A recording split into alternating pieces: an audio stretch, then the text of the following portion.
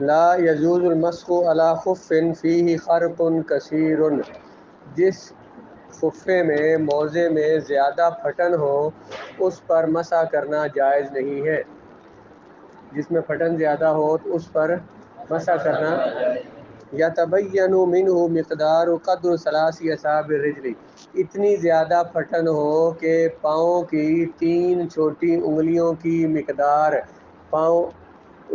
یعنی پھٹن ہو تو اس پر مسح کرنا جائز نہیں ہے۔ اس سے کم تھوڑی بہت کہیں پھٹا ہوا ہو تو اس پر مسح کرنا جائز ہے۔ جس خفے میں جو خفہ زیادہ پھٹا ہوا ہو اس پر مسح کرنا جائز نہیں ہے۔ زیادہ پھٹن کتنی ہوتی ہے؟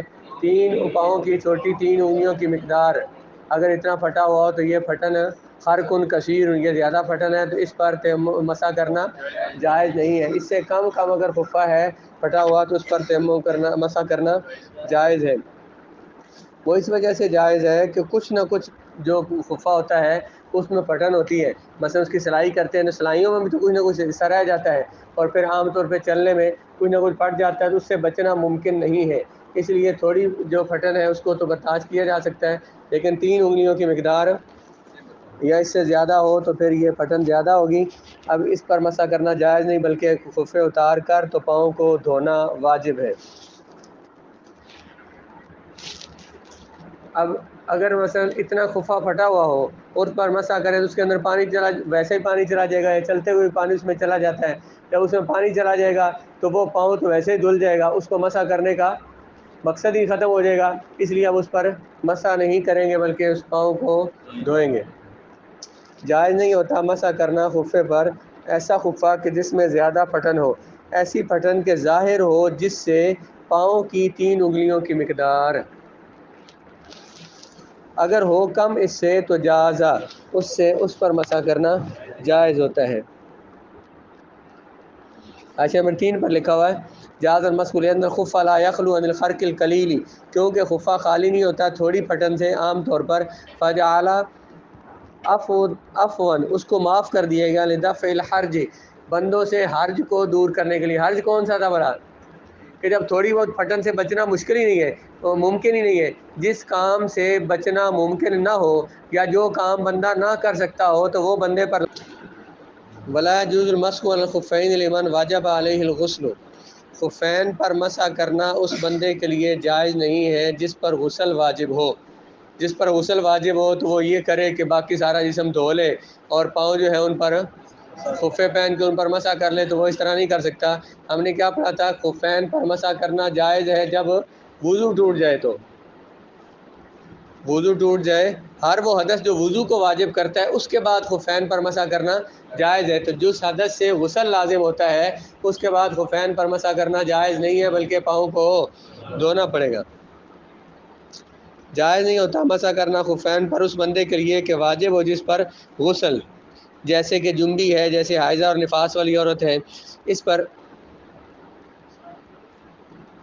جس طرح کہ کوئی بندہ کسی نے وضو کیا، اس نے خفے پہن لیے، پھر وہ جنبی ہو گیا، اس کے لیے جائز نہیں ہے کہ وہ باقی جسم کو دھوئے اور خفین پر مسح کرے، کیونکہ ترمذی اور نسائی شریف کی روایت ہے، حضرت صفوان بن عسار رضی اللہ تعالیٰ عنہ سے روایت ہے، انہوں نے فرمایا کہ رسول اللہ علیہ الصلوۃ والسلام یأمرنا میں حکم دیا کرتے تھے کہ جب ہم مسافر ہوں تو اللہ ننزع خفافنا، ہم نہ اتاریں اپنے خفے 3 دن اور لیالیہن، اور 3 دنوں کی راتیں، الا عن جنابت، مگر جنابت کی وجہ سے۔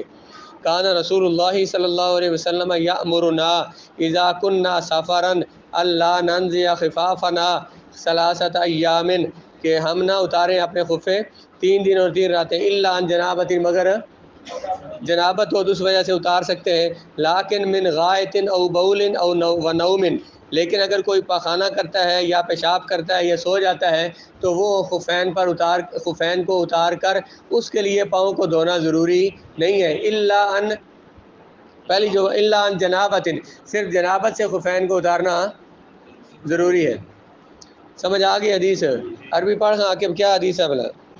جائز نہیں ہوتا مسح کرنا خفین پر اس بندے کے لیے واجب ہو جس پر غسل۔ وینقض المسح ما ينقض الوضوء وینقض ايضا نزع الخف ومدی المدت، مسح ٹوٹ جاتا ہے ہر اس چیز سے جس سے وضو ٹوٹ جاتا ہے، اسی طرح خفے کے اتر جانے سے بھی وضو ٹوٹ جاتا، مسح ٹوٹ جاتا ہے، اور مسح کی مدت پوری ہو جانے سے بھی مسح ٹوٹ جاتا ہے۔ تین توڑ دیتی ہے مسح کو ہر وہ چیز جو توڑ دیتی ہے وضو کو۔ کیوں بھلا؟ لأنہ بعد، کیونکہ یہ وضو کا جز ہے، جس سے کل ٹوٹ جاتا ہے اسے جز بھی ٹوٹ جائے گا۔ مسح الخفین وضو کا جز ہے، وضو کا بعض ہے، تو جس سے کل وضو سے جس سے ٹوٹ جاتا ہے اس سے بعض بھی ٹوٹ جاتا ہے، اور اس کو توڑ دیتا ہے خفے کا اتارنا بھی۔ وہ کیوں؟ آیت نمبر 5 پر لِسِرَایَةِ الْحَدَثِ السَّابِقِ إِلَى الْقَدَمِ۔ دیکھیں یہ جو حدث ہے، وضو کا ٹوٹ جانا، یہ ایک ناپاکی ہے جو کہ ظاہر نظر نہیں آتی لیکن موجود ہوتی ہے۔ اسی وجہ سے تو کہا گیا نا کہ ان اعضاء کو دوبارہ دھو، کیونکہ وہ ناپاک ہو گئے ہیں، ان میں وہ حدث سرایت کر گیا ہے۔ جب ہم نے خفے پہنے ہوئے تھے تو پاؤں تک وہ حدث نہیں پہنچا، پاؤں تک حدث نہیں پہنچا۔ جب ہم نے خفے اتارے تو وہ حدث جو کہ اوپر رکا ہوا تھا ان خفوں کی وجہ سے، تو وہ اب پاؤں پر پہنچ جاتا ہے، اس لیے اب پاؤں دھونے پڑیں گے۔ جب خفا اتار دیا تو وہ حدث سرایت کر جائے گا، پہنچ جائے گا کہاں؟ پاؤں تک، اس لیے اب پاؤں کو دھونے سے وہ حدث زائل ہوگا۔ اگر کسی نے مثلا باقی وضو کیا ہوا ہے اور صرف اس نے خفا اس کا اترا ہے تو ظاہر ہے اس کا مسح ختم ہوا ہے، اب وہ صرف پاؤں دھو لے گا، باقی وضو اس کا ہے، تو اس کا اگر وضو کرنے کے بعد اسے حدث لائق نہیں ہوا تو اس کا باقی وضو ہے، صرف پاؤں دھو لے گا تو اس کا وضو مکمل ہو جائے گا۔ اور اس طرح خفے کا اتر جانا بھی کیوں اتار دیتا ہے، توڑ دیتا ہے؟ کیونکہ سابقہ حدث جو ہے وہ سرایت کر جاتا ہے پاؤں تک۔ اور مدی المدتی، مدت کا پورا ہو جانا، اس سے کیوں ٹوٹ جاتا ہے مسح؟ للاحادیث التي دلت على التوقید، ان احادیث کی وجہ سے جو اس بات پہ دلالت کرتی ہیں کہ مسح کی مدت متعین ہے۔ وہ کون سی ہے؟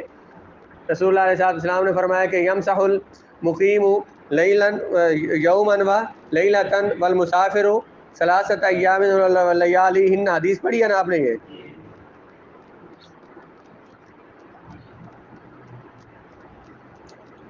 اور مدت کا گزر جانا، فَإِذَا مَضَتِ الْمُدَّةُ نَزَعَ خُفَّيْهِ وَغَسَلَ رِجْلَيْهِ وَصَلَّى وَلَيْسَ عَلَيْهِ إِعَادَةُ بَقِيَّةِ الْوُضُوءِ۔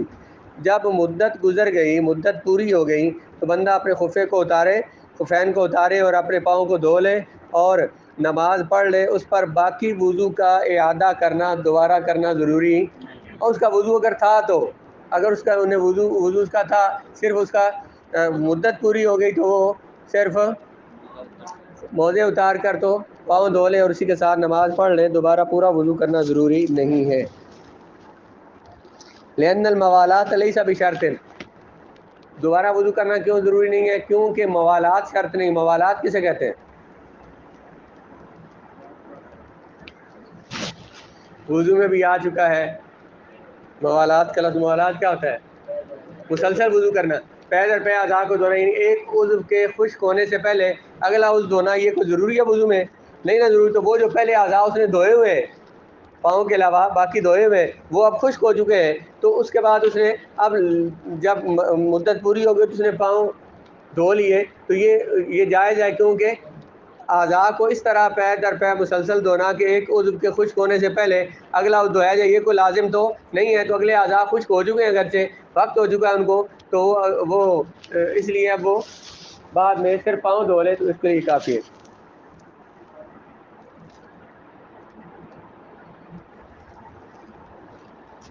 جب گزر جائے مدت اتار دے اپنے خفے کو، دھو لے اپنے پاؤں کو اور نماز پڑھ لے، اور نہیں ہے اس لازم اس پر باقی وضو کا اعادہ کرنا۔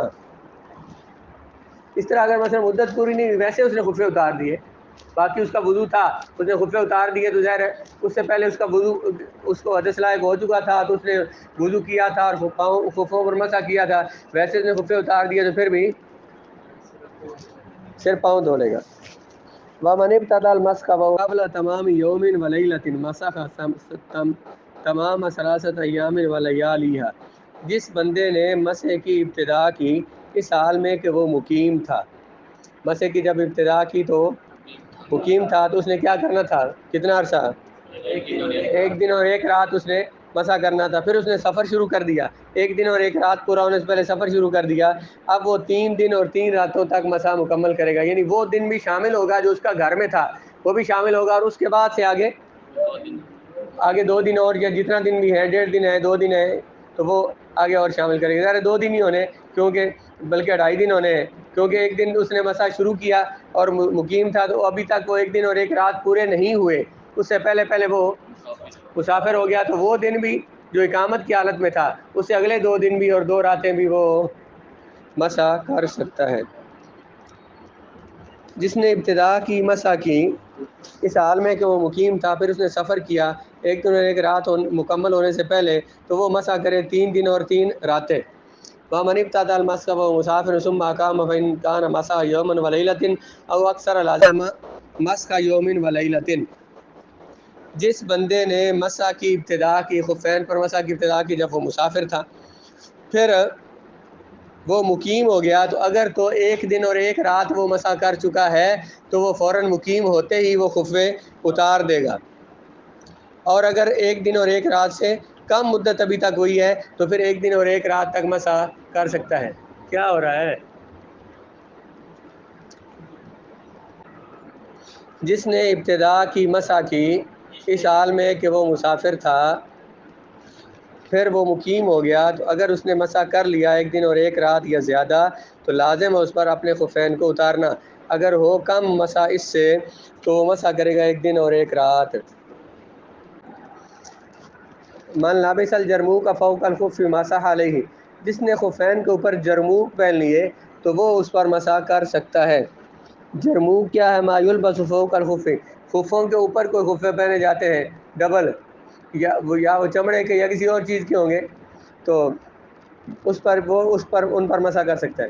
فیجوز مسح الجوربین، جرابوں پر مسح کرنا جائز ہوتا ہے، جرابوں پر مسح کرنا جائز ہوتا ہے.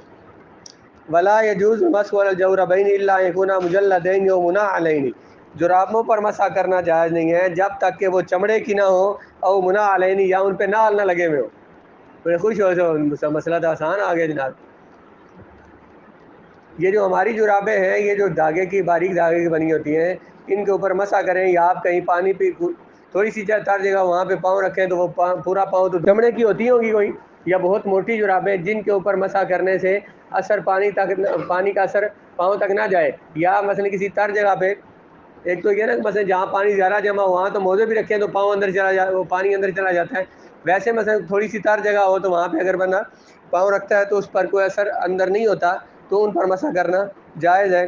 کوئی جرابیں بنائی گئی ہیں صحیح، بہرحال ابھی بھی کوئی اس طرح کی موٹی جرابیں، بہت موٹی جرابیں جو ہیں جن سے مسح کرنے سے پانی کا اثر نہیں جاتا، تو وہ پچھلے دنوں مفتی شیر خان صاحب نے میرا شریف سے فتویٰ دیا ہوتا اس پہ. لیکن جو اگر چمڑے کی جرابیں ہیں، یا نیچے جن کے چمڑے کے تلوے لگے ہوئے ہیں جن کے اوپر نیچے، تو وہ پھر ظاہر نیچے ہوں گے تو اوپر مسح کریں گے تو پھر بھی پانی کا اثر جائے گا. کم از کم جو ہے پاؤں کے اوپر تک نہ بھی ہو، تو جو پاؤں کی جگہ ہے وہاں پر اگر چمڑا لگا ہو تو اس کے اوپر مسح کرنا جائز. وقالا یجوز اذا کانا ثقیلین لا یشفان. صاحبین نے فرمایا کہ ان پر مسح کرنا جائز ہے جب وہ موٹی ہوں، اتنی موٹی لا یشفان کہ پانی کو جذب نہ کرتی ہوں. وعلیہ الفتویٰ، اور فتویٰ اسی پر ہے، اتنی موٹی ہوں کہ لا یشفان، کیونکہ نبی کریم علیہ الصلوۃ والسلام سے روایت ہے کہ حضور نے جرابوں پر مسح کیا. یہ جو والے حدیث ہیں غیر مقلد اور لمیہ دانی والے، تو وہ جو ہے وہ جرابوں پر مسح کرتے ہیں، جس پر حدیث موجود ہے تو اس پر مسح کر سکتے ہیں، کیونکہ وہ کہتے ہیں کہ ہم کسی فقیہ کو نہیں مانتے، حنفی شافعی حنبلی ہم نہیں، ہم صرف حدیث کو مانتے ہیں. تو حدیث میں جن محدثین نے بھی اس حدیث کی شرح کی ہے، تو انہوں نے بتایا کہ وہ جرابیں کس طرح کی ہوتی تھیں. عام ہماری طرح وہ جرابیں نہیں تھیں، نام تو جراب ہی ہوگا، مختلف اس کی حیت بدل بھی جائے تو پھر اس کا نام جراب ہوگا. تو وہ جرابیں جو تھیں وہ اور تھیں جن پر مسح کیا جاتا تھا. مجلدین و منعلین. ولا یجوز المسح علی الامامۃ والقلنسوۃ والبرقع والقفازین. امامے پر مسح کرنا جائز نہیں ہے، ٹوپی پر مسح کرنا جائز نہیں ہے، برقعے پر مسح کرنا جائز نہیں ہے، دستانوں پر مسح کرنا جائز نہیں. ان کو دستانے پہن لے کہ ہاتھ نہیں دھونے پڑیں گے، اوپر مسح کرتا رہوں گا. یا پھر امامہ جو مثلا مسح کرتے ہوئے سر پہ مسح کرنا ہے، تو امامے کے اوپر مسح کر لے تو مسح نہیں ہوتا، سر کے اوپر مسح کرنا ضروری ہے. اس پر حدیث پاک موجود ہے کہ حضور علیہ السلام نے امامے پر مسح کیا، اس کے معنی میں تعویل کیا محدثین نے کہ حضور نے مسح امامے پہ نہیں کیا، حضور نے جب مسح کیا تو امامہ پیچھے اتارا نا حضور نے، تو صحابی کو یوں لگا کہ حضور نے ہاتھ ظاہر جب امامہ پیچھے کر کے مسح کریں گے تو امامے کے اوپر بھی جو ہاتھ لگائیں گے نا، تو انہوں نے اس کو یہ سمجھا کہ حضور نے امامے پر مسح کیا ہے، حالانکہ حضور نے پیچھے کر کے تو سر کے اوپر مسح کیا تھا۔ وَيَجُوزُ عَلَى الْجَبَائِرِ، پٹھیوں پر مسح کرنا جائز، کسی کو زخم ہے اس کے اوپر پٹی باندھی ہوئی ہے تو جب تک زخم صحیح نہیں ہوتا، اگر وہ دھوئے گا زخم خراب ہوگا، اب پٹی کے اوپر باقی عضو کو دھو لے اور جہاں پہ پٹی لگی ہوئی ہے اس کے اوپر مسح کر سکتا ہے۔ مَنْ شَدَّهَا عَلَى غَيْرِ وُضُوءٍ، اگرچہ اس نے پٹی کو بغیر وضو کے باندھا ہو، تو یعنی یہ اس لیے مسئلہ ذکر کر رہے ہیں، ذہن میں آتا ہے کہ وہ جو جگہ ہے جس پہ زخم ہوا ہے وہ تو وضو میں دھوئی کوئی نہیں ہے، جیسے ہم نے کہا کہ بندے نے باقی اعضاء دھوئے ہوئے تھے اور خفین پر مسح کیا ہوا تھا، مسح کی مدت پوری ہو گئی تو صرف وہ جگہ دھو لے کیونکہ باقی تو سارا اس نے دھویا ہوا ہے، تو یہاں جو پٹی والی جگہ وہ تو اس نے دھوئی کوئی نہیں ہے، وضو اس پہ کوئی نہیں کیا ہوا، تو پھر یہ ذہن میں جاتا تھا کہ وہ جگہ تو دھوئی نہیں ہے تو اس لیے مسح کیسے کر سکتا ہے، تو کہتے ہیں اس وقت جب بندہ زخمی ہو اس وقت پہلے جا کے وضو کرے، پٹی داغ رہا تھا پہلے وضو کر سا تو اس کے زخم کا ویسے ہی کام ہو جائے گا، اس لیے بغیر وضو کے اس نے پٹی باندھی ہوئی ہے تو اب اس پر باقی وضو کو دھو لے اور پٹی کی جگہ کے اوپر مسح کر سکتے۔ جائز ہے پٹیوں پر مسح کرنا، جبیراتن کہتے ہیں پٹی کو، سے جبائر اس کی جمع ہے، اگرچہ اسے باندھا ہو بغیر وضو کے، اگر وَإِن سَقَطَ مِنْ غَيْرِ بُرٍ، اگر زخم کے ٹھیک ہوئے بغیر وہ پٹی گر جائے تو وہ مسح باطل نہیں ہوا، زخم ٹھیک نہیں ہوا تھا پٹی گر گئی تو مسح باطل نہیں ہوا، مسح قائم ہے اس پر، جب وضو ٹوٹے گا تو مسح ختم ہوگا۔ وَإِن سَقَطَ عَنْ بُرٍ بَطَلَ، زخم ٹھیک ہو گیا اور پٹی گر گئی تو وہ مسح باطل ہو جائے گا۔ اس پر حدیث ہے جناب حضرت علی رضی اللہ تعالیٰ فرماتے ہیں عشر نمبر 22 پر، حضور علیہ السلام نے انہیں پٹی پر مسح کرنے کی اجازت دی تھی، ان کے کسی ہاتھ پہ زخم تھا،